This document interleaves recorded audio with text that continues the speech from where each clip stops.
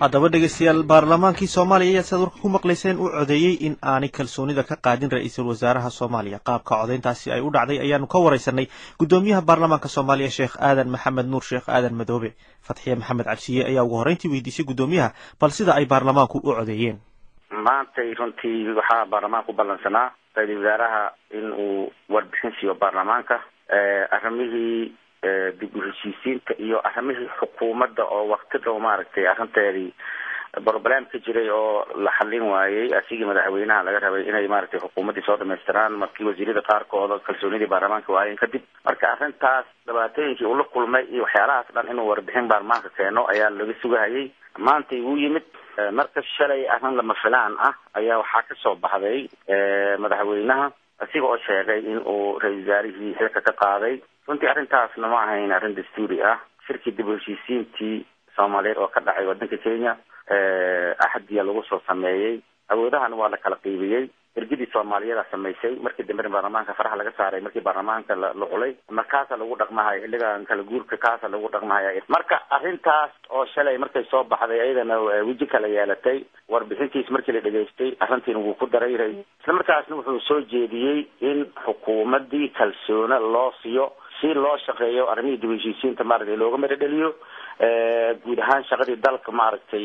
oo waqti badan maaragtay xanabka ku jirtay inay ka baxdo yuu codsaday marka arrintii sidaas daraadeed cod loo qaaday maanta marka waxaa soo hadlay baarlamaanka 170 xildhibaan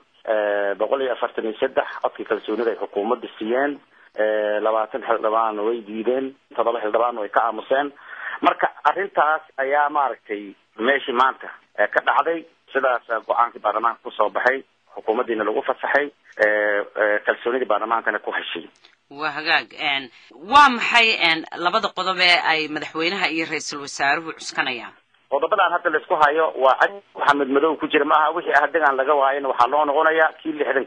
wixii kan ka hor imaanayo ama kan laga waayay oo kan baxadeynaayo meelka loogama qodobka 12aad wuxuu cadeynayaa xukuumadda markii la dhiso 2 sano ee bar haday ku hirgelin weyso federaalka ummadda Soomaaliyeed ku heshiisay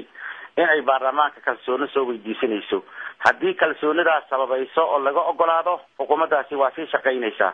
haddii ay maaragtay abka kalsoonida baarlamaanka weysan way dhaxaysaa markii ra'iisul wasaarihii ugu horeeyay Professor Ali Jeedi ayuu ahaa markii arrintaas la soo gaaray waa la isku qabsaday ayada oo waqti waa la gaaray in lama gaarin waqtigan uu bilaabanayo la isku haysto ayaa asiga istiqaalo keenay oo iscazilay saasa loogu soo baxay kadib haddana waxaa la soo magacaabay madaxweynaha uu soo magacaabay ra'iisul wasaarahan hadda jooga Nuur Xasan Huseen marka January 10 ayaa baarlamaanka ansixiyay xukuumadda Nuur Cadde haddana waxaa la sugayay marka la gaaro January in baarlamaanka kalsooni soo weydiisto sida hadigu uu qabo haddii uu waayo kalsoonidaas waa dhacaya haddii kalsoonida uu helana maaragtay xukuumaddii haddana waa sii jiraysaa marka ayada oo tii la gaarin ayaa maaragtay ra'iisul wasaaraha madaxweynaha shalay wuxuu ku dhawaaqay inuu xilka ka qaaday ra'iisul wasaarihii arrintaasna xilka qaadista waxaa toos u cadeynayaa markii muddadan iyo kan 12aad laga baxo qodobka 51aad ee xadiga ku meel gaarka ah ayaa cadeynaya in ra'iisul wasaaraha iyo xukuumaddiisii madaxweynaha xilka qaadi karin ayada oo maaragtay kalsoonidii baarlamaanka haysato waa hagaag Sheekh Aadan maadaama ay ayaama ka harsan yihiin marka waqtigii hore loogu cadeeyay ra'iisul wasaaraha January ay waxa ka hadhay hadeer ayaama yihiin haddii aanay wax isbedel dhicin oo sidii wali la isu jiidanayo haddii marka uu madaxweynuhu haddana mar labaad ku dhawaaqo inuu ka qaaday ra'iisul wasaaraha jagadiisii marka maxaa ka yeelaysaan soo kama qaadi karo maadaama uu sanadu buuxsamay marka madaxweynaha marna kama qaadi karo ayada oo dastuurka ahdigan hadda noo qoran la bedelin madaxweynaha mar ra'iisul wasaaraha kama qaadi karo waayo madaxweynaha iyo baarlamaanka iyo xukuumadda kulli waxa maaragtay la hoos wada imaanaya ahdiga maaragtay noo qoran marka adduunyada way jirtaa wadamo madaxweynahooda ra'iisul wasaaraha xilka ka qaadi karo way jirtaa laakiin anagu waxaan ku dhaqmaynaa ahdiga midka anaga noo qoran mid waddan kale u qoran anagu maaragtay kuma dhaqmayno taas intii maaragtay idhaalaha laga maqlo maaha anagu inaan samayn karno anagu waxaa maaragtay na xukumaya ama maaragtay aan ku soconayna ahdiga noo qoran kaasna ra'iisul wasaaraha madaxweynaha waa soo magacaabi karaa baarlamaanka markuu ansaxiyo kadib waxaa keliya hilkiis ku wayn kara asigoo iscasilo ama baarlamaanka kalsoonidiisa waayo maaragtay ayaa hilkiisa ku wayn kara laakiin madaxweynaha intuu ku dhawaaqo oo ka qaadi karo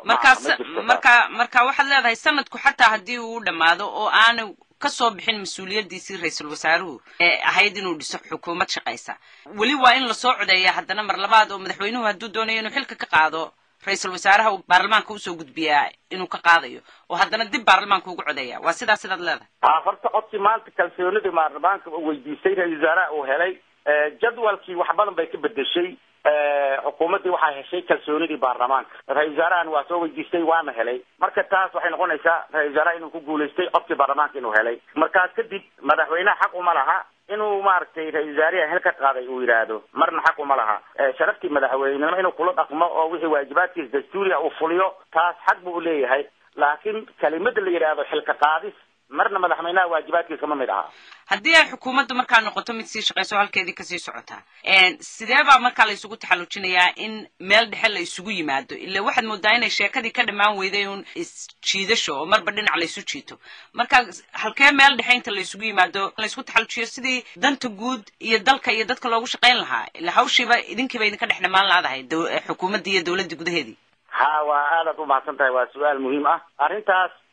haddii qof kasta rabitaankiis gaarka la weynaado dhab bay keenaysaa sidii lagu wada shaqayn lahaa laakiin haddii loo hogaansamo axdiga noo qoran oo maaragtay waajibaadka dastuuriga qof kasta inuu uhogaansamo diyaar loo wada yahay runtii qofna ma olaadinayno qofna ma xumaynayno waxaan leenahay qof kastana waajibaadka dastuuriga ha ku ekaado qof kastana sharaftiis iyo maaragtay madaxnimadiis iyo waajibaadku leeyahay ha lagu aqoonsado ha la wada socdo yaan anigu aaminsannahay hadday laakiin timaado